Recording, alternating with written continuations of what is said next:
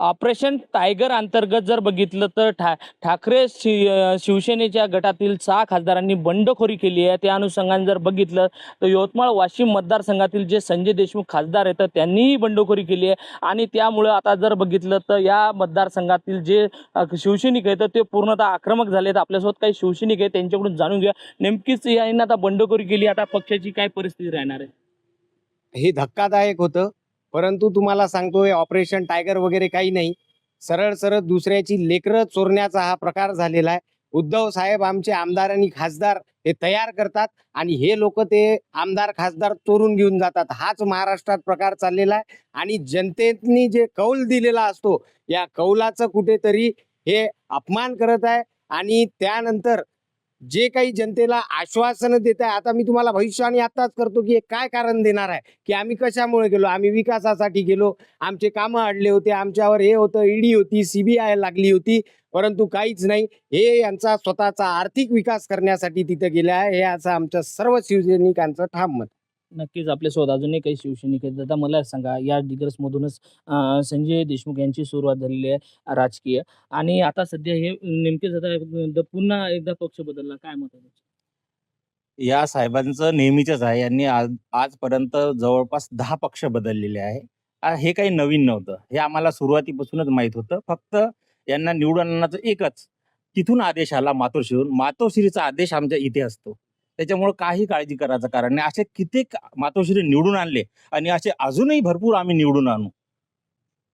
आपल्यासोबत अजूनही काही शिवसैनिक आहेत. दादा, काका, मला सांगा, सध्या आज मुंबईत जर बघितलं 2 मेळावे होणार आहेत आणि आजची परिस्थिती जर बघितली तर हे फुटीचं प्रकरण आहे. नेमकंच या फुटीच्या प्रकरणावर एकच सांगावं लागतं की सत्ता त्यांच्याकडे आहे, मात्र त्यांच्या कार्यक्रमासाठी त्यांना पैसे देऊन माणसं गोळा करावी लागतात आणि उद्धव साहेबांच्या कार्यक्रमाला फुकटात लोक स्वतःच्या खिशातून खर्च करून तिथे जातात मातोश्रीवर आणि विचाराचं सोनं दरवर्षी दसऱ्याला लुटतात.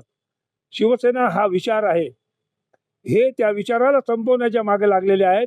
परंतु या गधड्यांनी हे लक्षात घ्यावं की विचार हा संपत नसतो. ठाकरे हा ब्रँड आहे आणि तो ब्रँड कधीही पुसला जाणार नाही, कारण आमच्यासारखे सच्चे शिवसैनिक ज्यांच्या ज्या पक्षात आहे तो पक्ष कधीही संपणार नाही. संपतील हेच.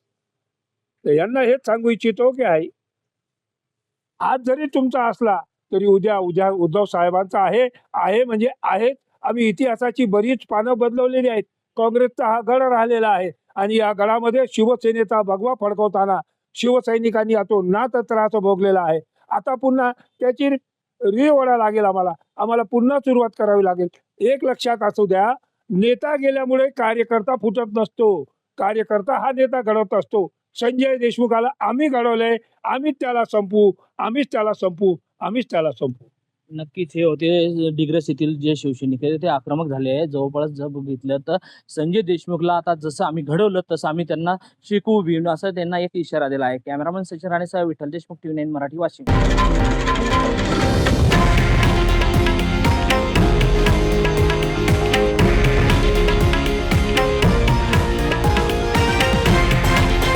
हे आहे देशातील नंबर 1 न्यूज नेटवर्क आणि आपण पाहत आहात TV9 मराठी, एकमेव.